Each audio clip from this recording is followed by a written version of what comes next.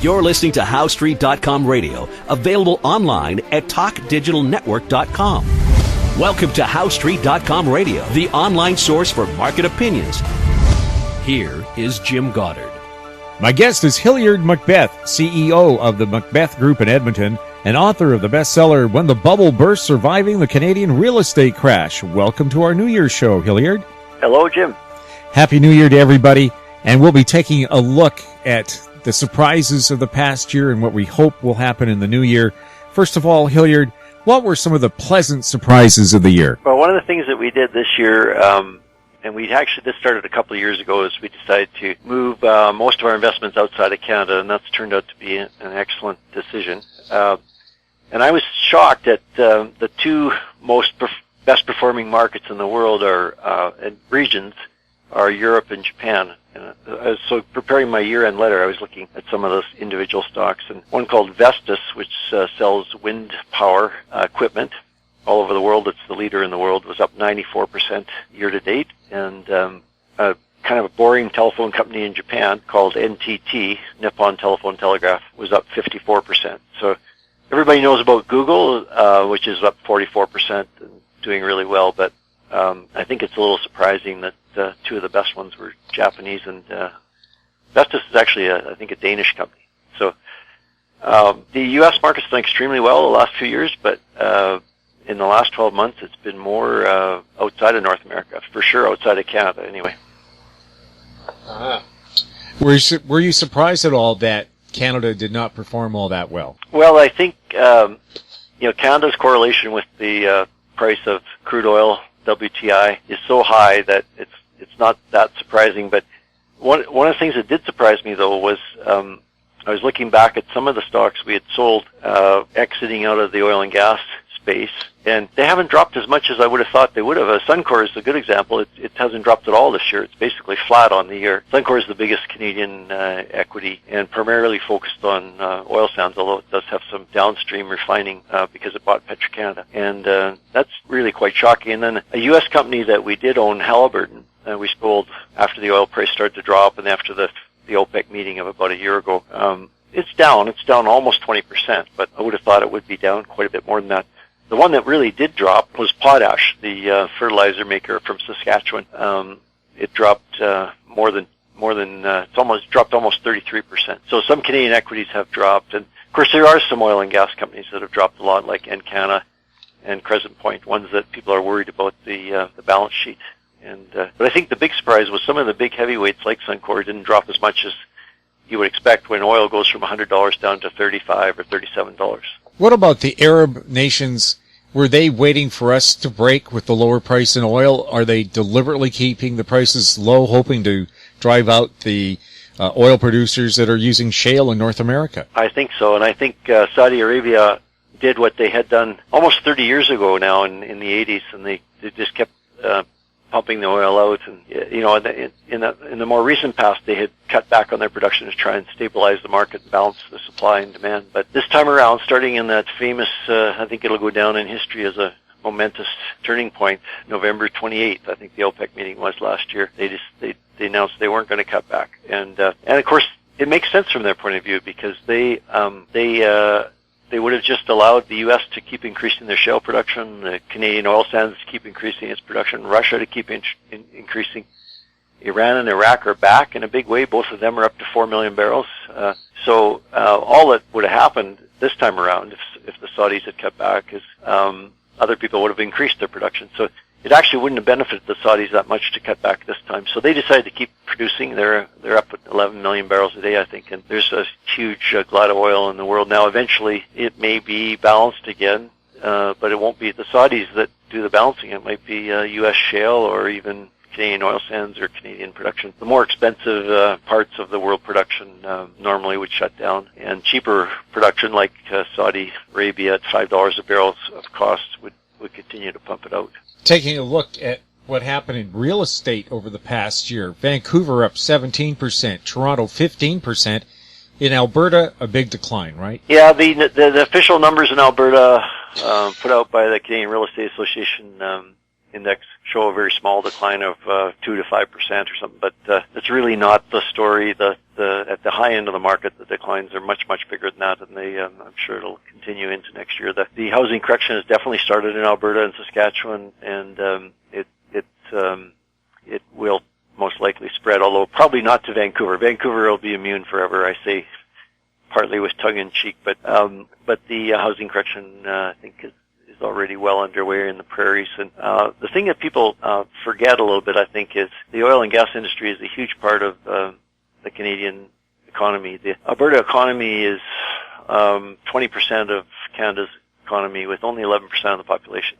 And parts of the economy, like construction, like oil and gas, like residential real estate, are much bigger than the number of people would indicate. So when you get a slowdown in 20% of your total, if the slowdown is, say, 15%, well, that would take 3 percentage points off of all of Canada, which is kind of in the magnitude of what we would expect. And in housing at the high end, it's the numbers are much, much bigger. You know, the corrections I expect will be 30, 40, 50%. Because what will happen is people who have borrowed money to build houses, either house builders or spec builders or infill spec builders, will be desperate to sell. And if you've got $3 million tied up and you owe the bank $1.5 million, maybe you end up selling it $1.5 million, and, losing quite a bit of money, but at least you pay back the loan. So that's what's coming in 2016 for that market. And in my opinion, it's going to spread across Canada into a general housing correction, but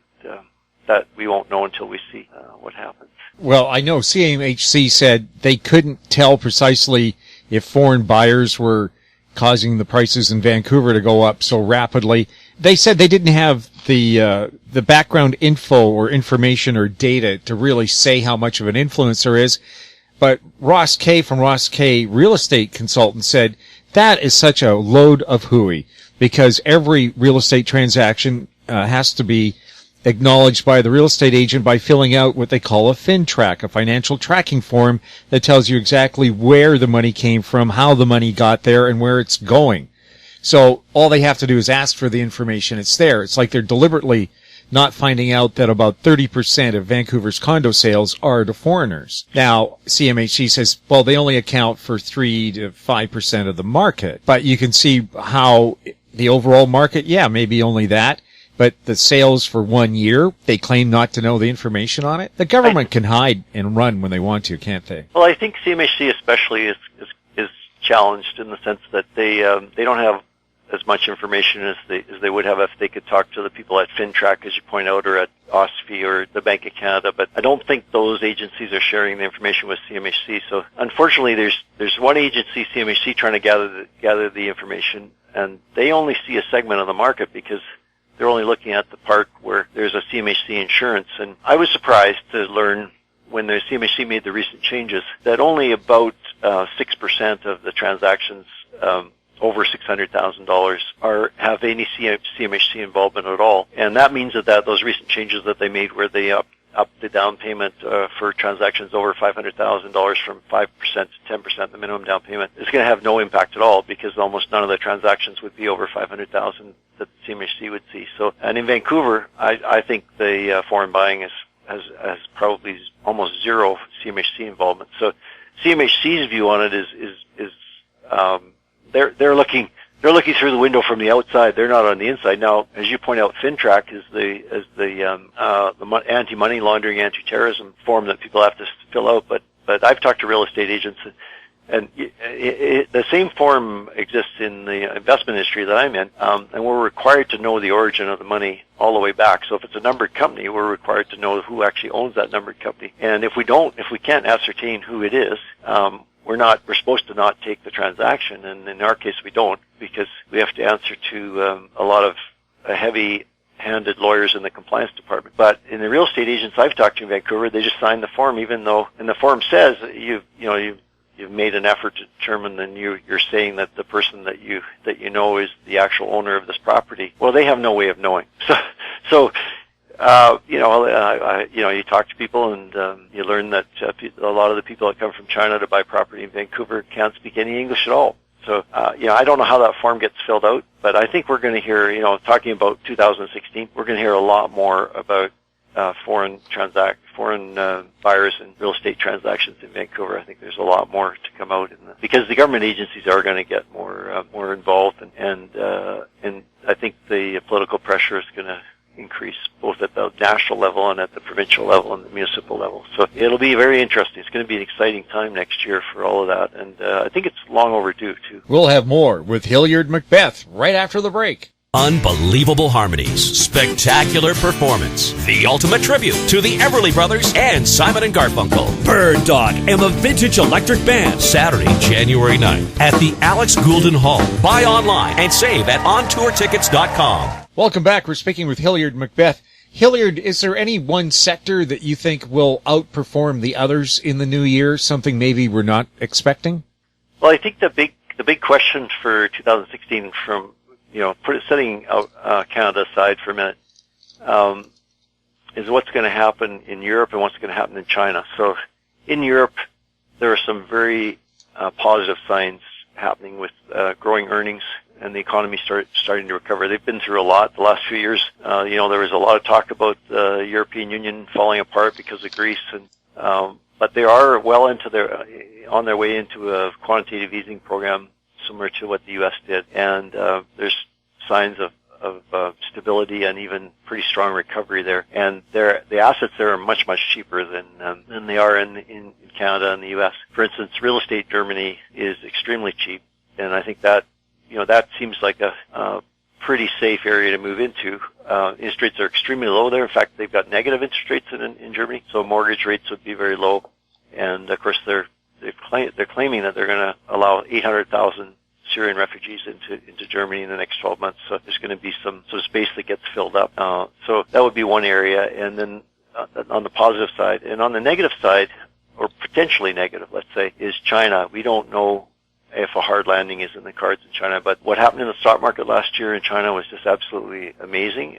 It went way up, it went way down, and right now I think it's still up on the year, which is one of the best performances in the world. But it was, I understand, I'm told second and third hand that most of the gains in the stock market in China are due to a very strongly held view that the government is supporting the market. So you can't lose in the stock market, similar to what people believed in the real estate market. So if the real estate market were to turn lower, if the stock market were to turn lower, that would be a huge change for China, and could be quite dangerous. In China, their economy runs on providing employment. It doesn't run on making profits. So for instance, their steel industry and their aluminum industry are booming. They're losing money on every ton of steel they make, every ingot of aluminum they make, but they continue to make them, and they continue to push them out into the world, which is a strong deflationary force for the rest of us.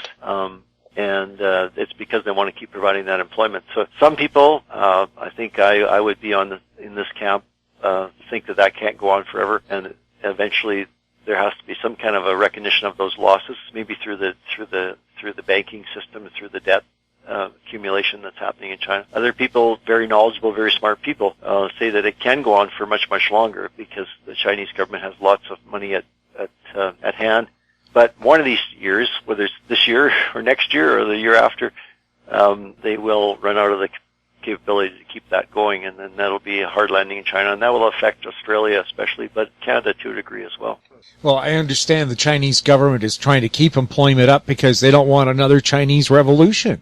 Exactly. I mean, the Chinese, it's really a strange situation that there's such a large country with over 1 billion people, and it's really run by 20 or 30 old, I guess they're all men probably, sitting around in the Politburo, making these decisions, and they're quite elderly, so they remember the earlier days of the Cultural Revolution and all that, and they also witnessed what happened to the USSR and when it fell apart, and so everybody's expecting something to change there. It's very odd that 20 or 30 people would control a country that large, and really it's really just a one-party rule, a communist party. There isn't really a rule of the law. There are laws, but they're entirely subject to the interpretation of the government. So if you're a friend of the government and you get charged with an offense, maybe you get off, and if I'm not a friend of the government, I go to jail for 20 years.